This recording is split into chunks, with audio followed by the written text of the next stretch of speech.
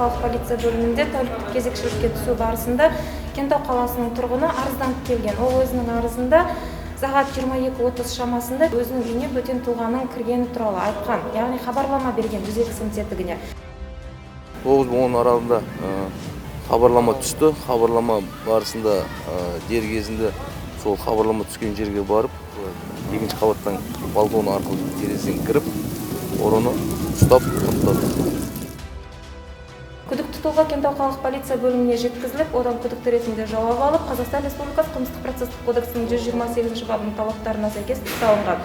Қазіргі таңда күдікті тұлғаға 2 айлық мерзімде сот алдында күзетпен ұстау бұлтартпау шарасы қолданылған, және ол иш 167-11 мекемесінде қамауда сот алдында. Біз жұмыстан үйге қайтып бара жатырған кезде біздің үйге белгісіз бір азаматтар ұрлыққа түскен болатын.